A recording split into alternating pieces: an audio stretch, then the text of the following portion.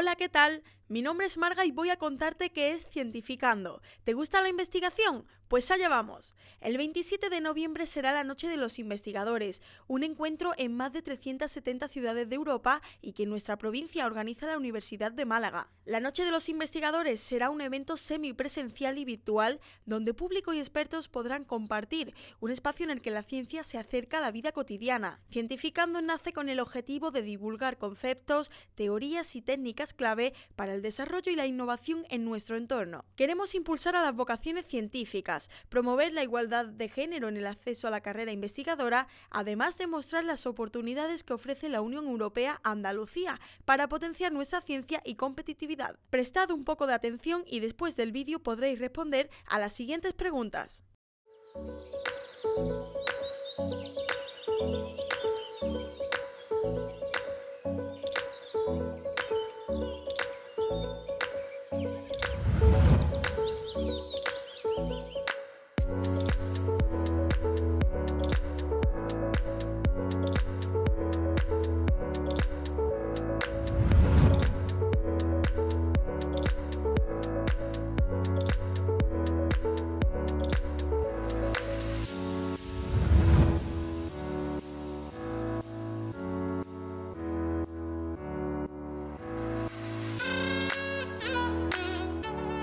El Centro Temático Europeo es un centro de investigación que se dedica al estudio de datos sobre medio ambiente, principalmente mapas, o, como bien nosotros decimos, datos espaciales.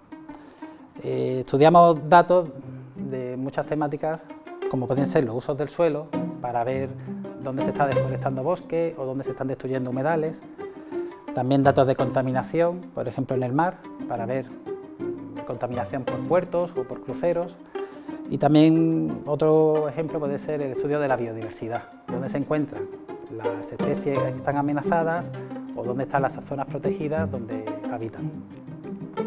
En este vídeo vamos a explicar el papel que tienen los ecosistemas naturales en la regulación y en la mitigación del riesgo de inundaciones. Para ello vamos a usar este cajón de arena y también vamos a enseñar algunos de los datos con los que trabajamos. En la naturaleza lo que ocurre no es que tenemos un embudo, sino que tenemos un sistema con una escala mucho mayor. En el caso de las inundaciones fluviales, nuestra escala sería lo que llamamos la cuenca hidrográfica. Esto se trata del territorio en el cual toda el agua que cae se drena y se concentra en el mismo punto de salida. El agua circula siguiendo la pendiente y forma los ríos que dan al mar, o también a un lago endorreico, que sería una cuenca que no tiene salida al mar, sino que está localizada dentro de un territorio. Sin embargo, la Tierra no se comporta como un embudo de plástico. El suelo está formado por muchas partículas de diferentes tamaños que permiten que haya aire dentro de él. Entonces hay un fenómeno muy importante que hay que tener en cuenta, que es la infiltración, que es como el agua entra dentro del suelo y sustituye a ese aire que hay dentro. Un ejemplo muy claro de infiltración es cuando echamos agua en la arena de la playa. La arena, al ser un suelo muy poroso, es decir, que tiene mucho aire entre las partículas, permite que el agua se infiltre muy rápidamente. Sin embargo, si vamos al campo y encontramos un suelo con arcillas, que son unas partículas muy pequeñas que apenas dejan aire entre sí, en cuanto echemos agua, vamos a empezar a formar barro y charcos. Entonces, en este caso estamos hablando de un suelo que es muy poco poroso. La porosidad del suelo también nos permite diferenciar entre suelos permeables o impermeables.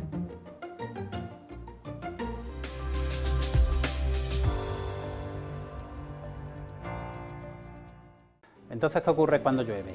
Imaginemos que este recipiente de aquí es nuestro suelo y esta franja de aire es la parte que tenemos disponible para que sea ocupada por el agua.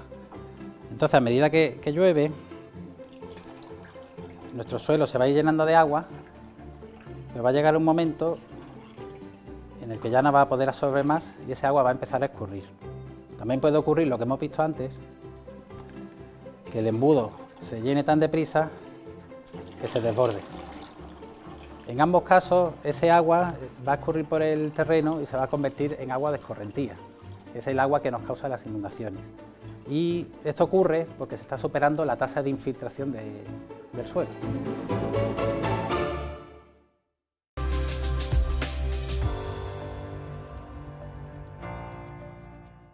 Cuando hablamos de las inundaciones es muy importante tener claro lo que es un riesgo natural. En muy pocas palabras, un riesgo natural se puede definir como la exposición de una población o una región a una amenaza o un peligro que provoca la naturaleza. Este concepto de exposición es muy importante porque para que exista riesgo tenemos que estar expuestos a ese peligro. Imaginemos que vamos en un mundo imaginario, nos encontramos una roca suspendida con una cuerda. Nos podríamos echar una siesta en la sombra de esa piedra, pero siempre existe la posibilidad de que la cuerda se rompa y la roca nos aplaste. En este caso hay un riesgo porque estamos expuestos a un peligro. Si decidimos echarnos la siesta un poquito más hacia el lado, ese peligro no nos afectaría. Entonces en ese caso no existe riesgo porque no hay exposición. Ahora imaginemos que vamos a cruzar una carretera con un semáforo. Entonces nosotros, aunque hagamos caso a la indicación del semáforo, siempre existe la posibilidad de que el conductor que se aproxima no nos vea, vaya distraído, o que su coche tenga algún problema y no pueda frenar a tiempo y nos arrolle. En este caso, nosotros podemos reducir ese riesgo, esa exposición, bien asegurándonos que no venga ningún coche o esperando a que el coche se detenga y luego cruzar. Entonces estamos hablando de que hay una prevención, porque por un lado tenemos un semáforo que controla el tráfico y luego nosotros tenemos la capacidad de decidir si cruzamos o no. Bien, si vamos de excursión por el campo y bajamos una cuesta, probablemente un niño la baje corriendo y en caso de caerse, lo más probable es que solo se haga una leve herida, porque los niños ya sabéis que son de goma. Sin embargo, un adulto que va a ser más precavido y probablemente baje andando, porque en caso de caerse sí se puede hacer una lesión grave o incluso romperse un hueso. En este caso, el adulto es precavido porque es consciente de su vulnerabilidad, que es otro concepto muy importante. Por su naturaleza y por su condición, hay bienes y personas que son más vulnerables que otros.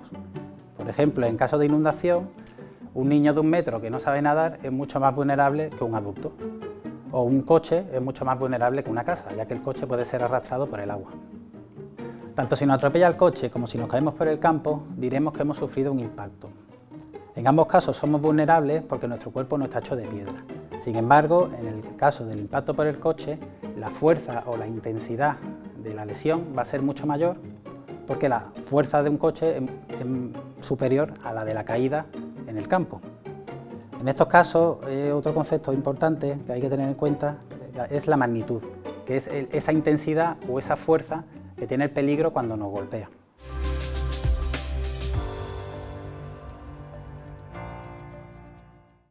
Como vemos en nuestro cajón de arena, hemos representado una cuenca endorreica, una cuenca que no tiene salida. Entonces, como vemos en este caso, todo el agua que llueve en nuestra cuenca se acaba acumulando en el punto más bajo. Si en un momento dado yo abro una salida, ese agua podría empezar a fluir hacia el punto más bajo y salir de la cuenca formando un río, que al final acabaría en el mar. Lo que puede ocurrir es que llueva tanto que esta salida que yo he hecho no pueda desaguar el agua y nuestra cuenca se inunde igualmente. Esto es exactamente lo que ocurre en los ríos cuando hay un evento de precipitación extrema. Cae tanta agua en el terreno que al final se concentra todo en un punto de la cuenca que no puede absorber ese agua y entonces desborda por los lados, inundándolo todo.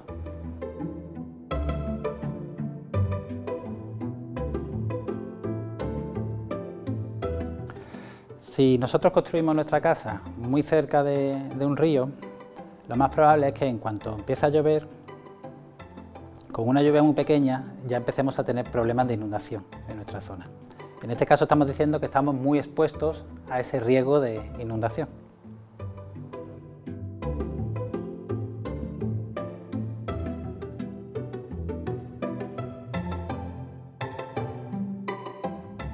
Podemos construir una presa o una barrera como medida de prevención del riesgo de inundaciones, pero aún así, si la precipitación es muy extrema, puede ser que el agua del río desborde a través por la presa y nos inunde igualmente.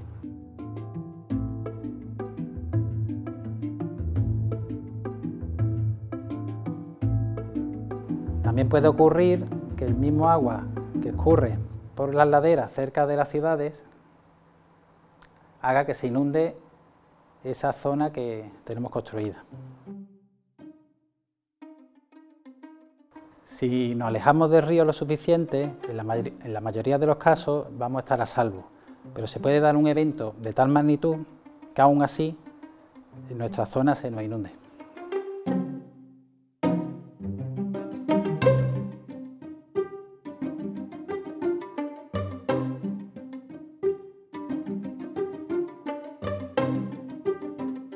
Para estar seguros del todo, podemos usar mapas y modelos hidrológicos para simular inundaciones y ver hasta dónde puede llegar el agua en función de la cantidad de lluvia. De esta forma, generamos un mapa de riesgo de inundación, que nos dice qué zonas tienen más riesgo según la probabilidad de que ocurra. Los mapas de riesgo son muy útiles porque nos permiten saber dónde podemos construir sin peligro. Sin embargo, si nosotros arrasamos el entorno natural, vamos a favorecer que se genere más escorrentía y esos mapas de riesgo van a dejar de ser válidos. En este caso, por ejemplo, tenemos una serie de bosques que son los que están mitigando, absorbiendo ese agua de lluvia y evitando que toda esa agua acabe en el río y aumente su caudal.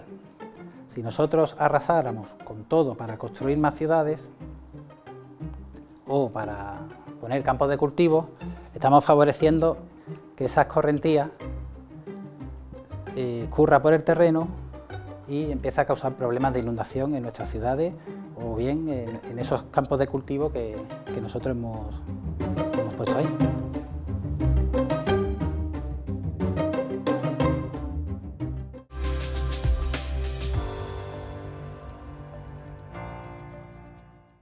Gracias a la tecnología, hoy en día podemos usar imágenes de satélite para identificar los usos y la cobertura del suelo, de forma que conocemos dónde están las ciudades, los campos de cultivo, los bosques, los humedales, etc.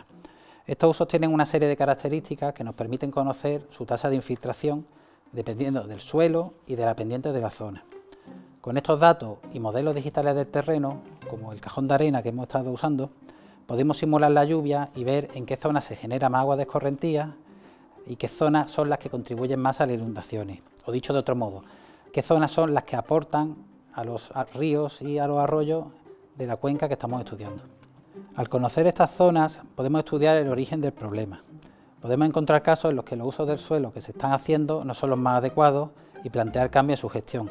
Por ejemplo, los cultivos intensivos en zonas de alta pendiente que no tienen apenas vegetación, puede hacerse un cambio en su gestión para añadir cobertura vegetal que eviten que cuando llueve se formen barro y agua que prácticamente escurre pendiente abajo.